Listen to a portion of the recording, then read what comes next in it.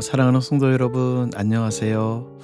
어젯밤에는 참 비가 많이 내렸죠. 옥수와 같이 내리는 그 빗소리를 들으며 참 마음 가운데 불안한 마음들이 들었는데, 새벽에는 언제 그랬냐는 것처럼 맑게 개어있는 하늘을 보면서 참 다행이다 라는 그런 생각이 들었습니다.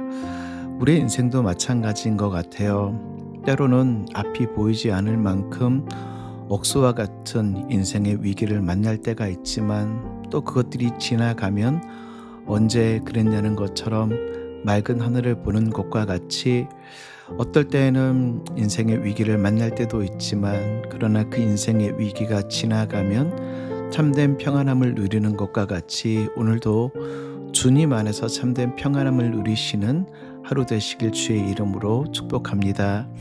오늘 9월 5일 금요 묵상의 말씀은 레위기 13장 1절부터 17절 나병의 진단과 성결이라는 말씀으로 함께 같이 나누기를 원합니다. 말씀드렸던 것처럼 레위기 11장부터 15장은 정결과 부정에 대한 하나님의 가르침입니다. 이것은 설득이나 선택을 요구하시는 것이 아닌 하나님의 명령. 그 이유는 아직 이 출애굽한 지 얼마 되지 않은 이스라엘 백성들에게 하나님께 나오기 위한 거룩이 무엇이고, 그 거룩에 위배되는 것이 무엇인가를 자세하게 알려주심으로 우리에게 거룩한 삶을 살아가기를 요청하시는 하나님의 음성. 오늘 2절 말씀은 이렇게 시작하고 있죠. 만일 사람이 그의 피부에 무엇이 돋거나 뾰루지가 나거나 색점이 생겨서 그의 피부에 나병 같은 것이 생기거든 그를 곧 제사장 아론에게나 그의 아들 중 한 제사장에게로 데리고 갈 것이요. 이 나병에 대한 말씀인데, 이 나병이라는 말은 차라아트라는 히브리어로 이 흔히 나병, 문둥병으로 번역되기도 하지만, 현대 의학적인 의미의 한센병과는 좀 다른 질병입니다. 근데 문제는 이것이 질병이라는 것이죠. 악성 피부병입니다. 거의 치유되기가 쉽지 않은 그런 악성 피부병. 그럼 우리가 물어야 할 것은 왜 나병, 차라아트 이런 질병으로 분류되어지고, 하나님은 이 질병을 통해 우리에게 무엇을 말씀하고 싶으신 것인가? 이 나병을 통하여서 우리에게 주신 영적인 교훈이 무엇인가? 먼저 나병에 걸렸을 때는요, 공동체의 대처가 필요합니다. 제사장에게 나아가 나병이 의심되어지면 의사나 의원이 아니라 제사장에게 가야 했습니다.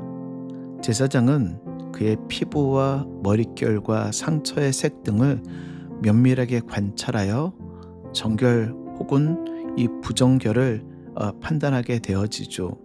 그리고 나서 확실하지 않으면 7일간 격리 후 재검사를 받게 되어지고, 상황에 따라서는 2일에 14일간 격리하여 경과를 지켜보게 되어집니다.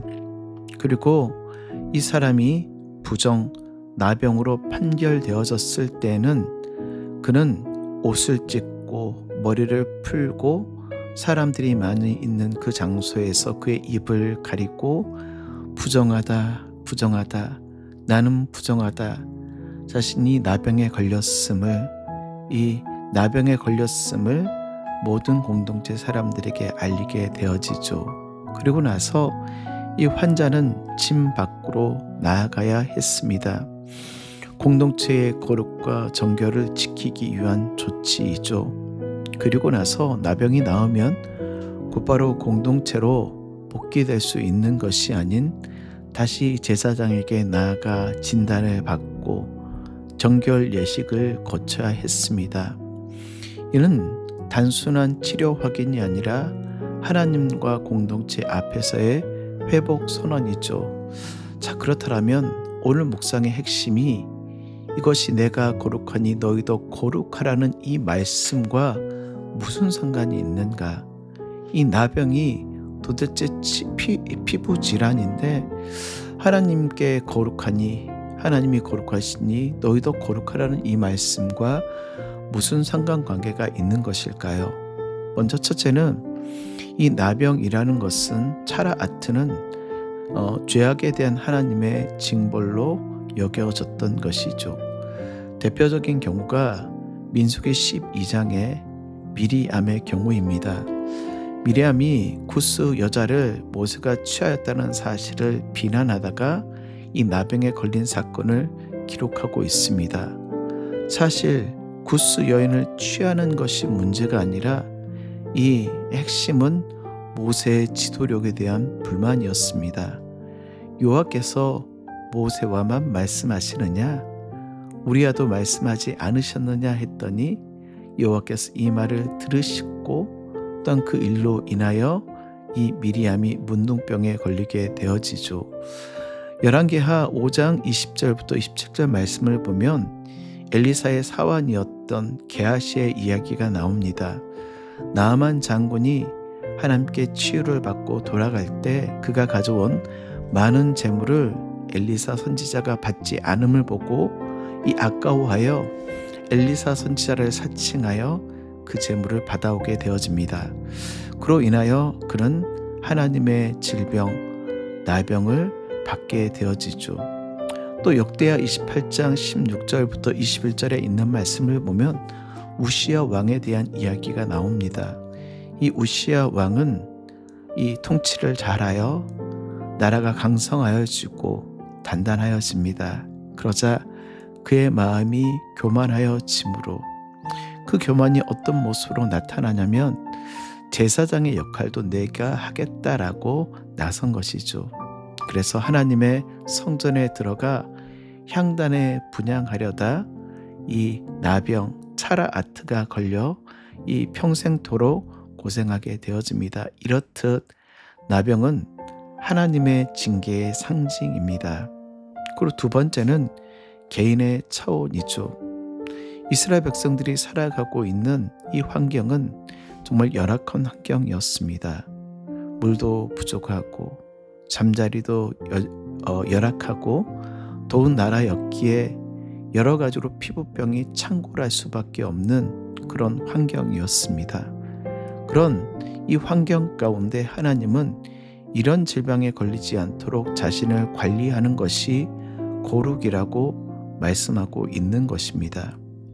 오늘날 우리가 눈으로 보고 입으로 마시고 사람을 대하고 우리 몸에서 나오는 것, 그 모든 것을 관리하는 것이 바로 거룩의 영역이라는 사실.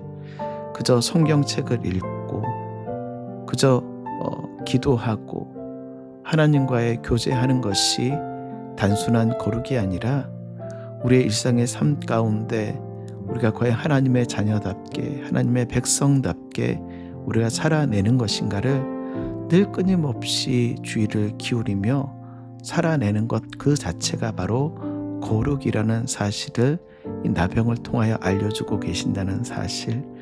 사랑하는 성도 여러분, 저는 여러분이 오늘도 주의 말씀을 묵상하고 주님 앞에 기도함으로 여러분이 거룩하게 살아내기를 몸부림치셨으면 좋겠습니다. 아니, 더 나아가 우리의 일상 가운데 우리가 마시는 것, 우리가 먹는 것, 우리 입에서 나오는 것, 우리의 눈으로 보는 것, 귀로 듣는 것, 우리의 모든 삶의 전 인격적인 영역들이 주님 안에서 거룩하게 살아내시기를 원합니다. 사랑하는 성도 여러분, 오늘도 주님 안에서 거룩함으로 살아내시는 여러분 되시길 주의 이름으로 축원드립니다.